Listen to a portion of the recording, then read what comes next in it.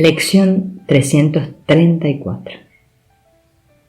Hoy reclamo los regalos que el perdón otorga. Hoy reclamo los regalos que el perdón otorga. No esperaré ni un solo día más para encontrar los tesoros que mi Padre me ofrece. Todas las ilusiones son vanas y los sueños desaparecen incluso a medida que se van tejiendo con pensamientos basados en percepciones falsas. No dejes que hoy vuelva a aceptar regalos tan míseros. La voz de Dios les ofrece su paz a todos los que escuchen y eligen seguirlo. Eso es lo que elijo hoy, y así voy en busca de los tesoros que Dios me ha dado. Busco solo lo eterno, pues tu hijo no podría sentirse satisfecho con menos de eso. ¿Qué otra cosa entonces podría brindarle solaz sino lo que tú le ofreces a su desconcertada mente y a su atemorizado corazón, a fin de proporcionarle certeza y traerle paz? Hoy quiero contemplar a mi hermano sin mancha alguna de pecado en él. Eso es lo que tu voluntad dispone que yo haga, pues así es como podré contemplar mi propia impecabilidad. Comentario a la lección 334. Las lecciones 334 a 337 se centran en el tema de percibir la impecabilidad de nuestros hermanos, lo que nos permite darnos cuenta de que también somos impecables. Ellas, a grandes rasgos, están en paralelo con las dos secciones que finalizan en el capítulo 20, la correspondencia entre medios y fin y la visión de la impecabilidad. El regalo del perdón despierta en nosotros el recuerdo de nuestra inocencia, pues al deshacer la creencia en el pecado que percibimos en otros, nos damos la oportunidad de elegir la impecabilidad que el Espíritu Santo ofrece sobre el regalo de pecaminosidad del ego.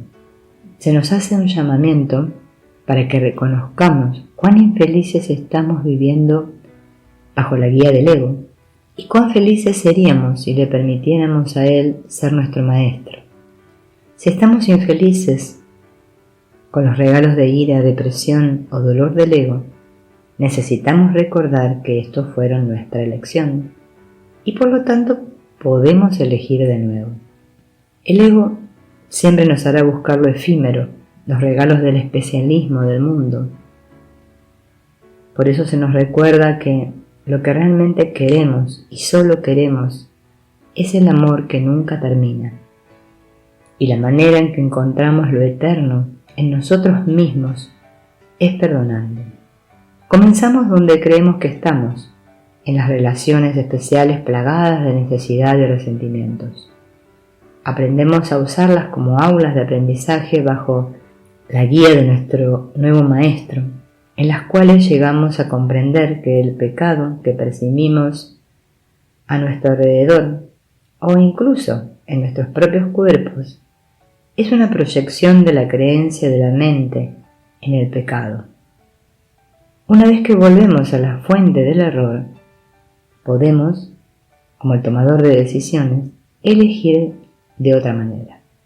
Comenzamos pidiendo ayuda para cambiar nuestra percepción de alguien percibido como externo a nosotros y suavemente nos trasladamos a nuestra desconcertada mente y atemorizado corazón para aceptar allí nuestra impecabilidad inherente como el verdadero Hijo de Dios.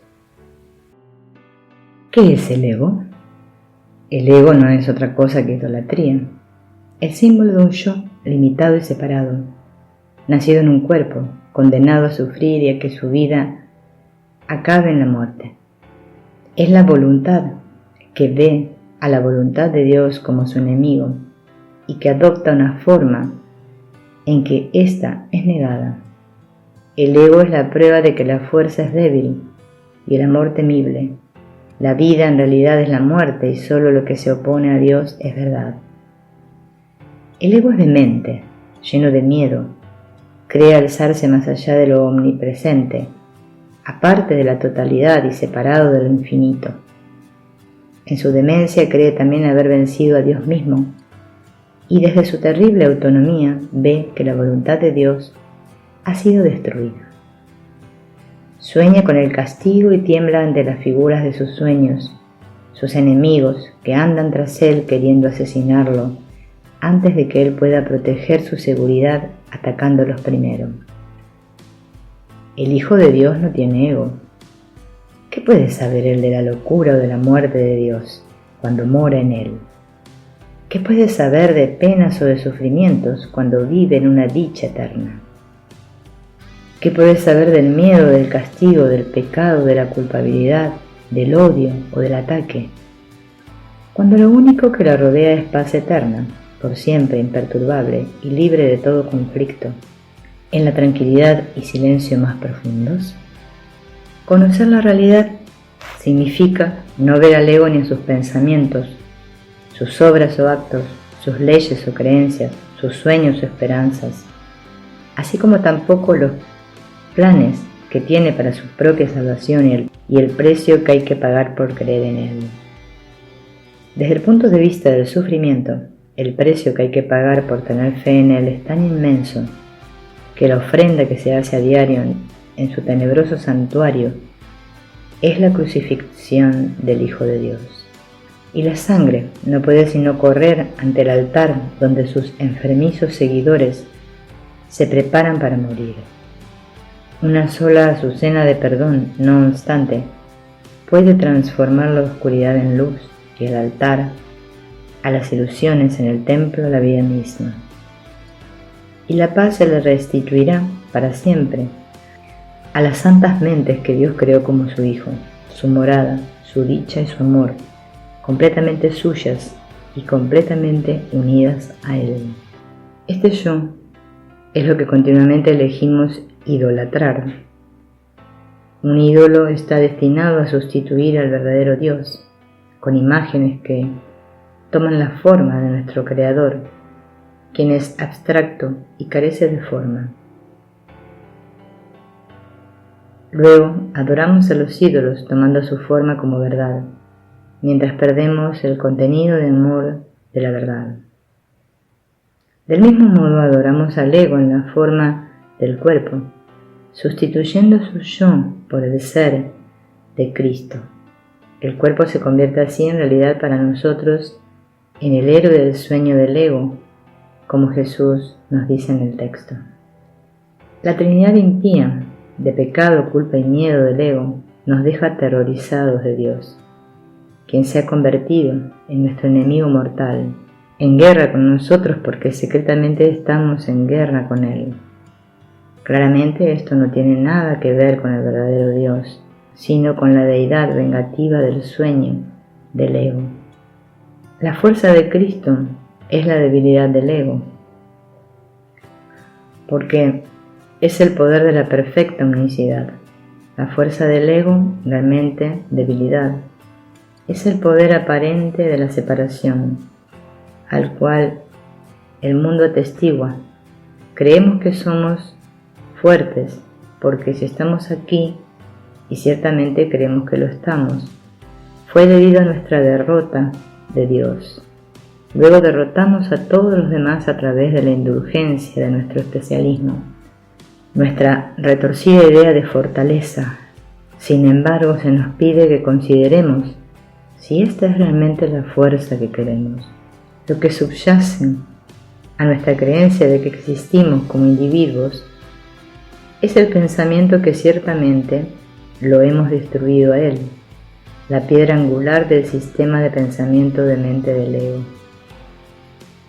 Este es el sistema de pensamiento que prevalece en el mundo y la base de su comportamiento.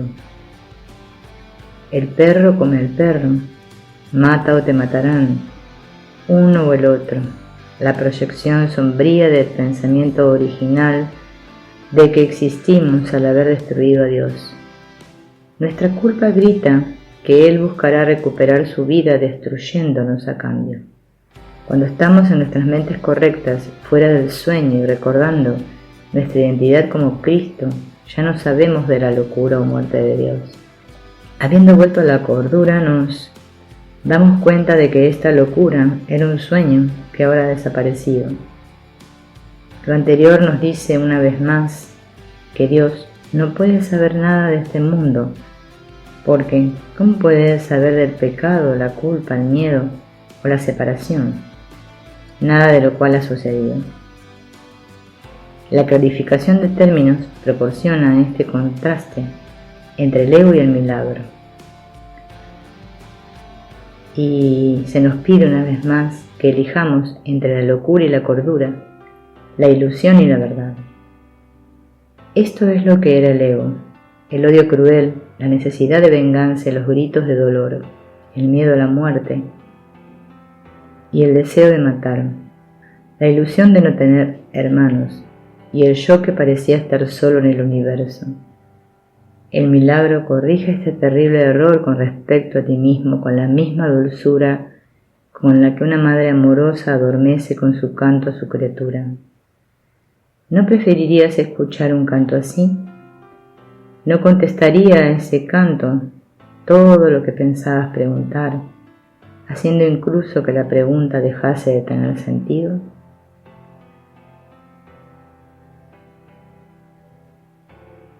Cuando estás en presencia de la realidad, no ves al ego, sus pensamientos o cualquier otra cosa, lo cual es el punto en el que Jesús nos dice que cuando despertemos del sueño ya no lo recordaremos, porque no hay nada que recordar.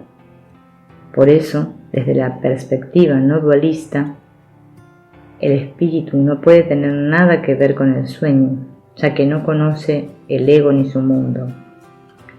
La realidad, y el Hijo de Dios como parte de la realidad, es literalmente sin ego y aparte de la locura del ego. ¿Cómo entonces puede el ego ser visto y mucho menos reaccionar a él, cuando literalmente no está allí? El término altar en el curso de milagros se usa como un símbolo para el tomador de decisiones, como aprendimos anteriormente. Es la parte de nuestras mentes que puede elegir identificarse con el ego o el Espíritu Santo. El pasaje anterior describe nuestra elección de adorar en el santuario del ego, su sistema de pensamiento de pecado, culpa y miedo, de sufrimiento, asesinato y muerte. Nuestro tomador de decisiones se da cuenta de su error, cambia de mentalidad y se dirige a la luz del Espíritu Santo. El altar ensangrentado es limpiado del odio por el perdón, que no ve ningún pecado, ya que el amor ha reemplazado al miedo, la paz a la guerra y la dicha al dolor. La luz de la verdad ha venido para desvanecer la oscuridad de la ilusión. Hemos regresado a nuestras mentes correctas al darnos cuenta de que no hay un lugar donde preferiríamos estar. El requisito previo para estar en el mundo real, en el que la mente errada desaparece, al igual que su mundo de separación y pecado. Todo lo que queda es el recuerdo de quienes somos, como el Hijo único y unificado de Dios, tan santo como su Creador, la santidad misma.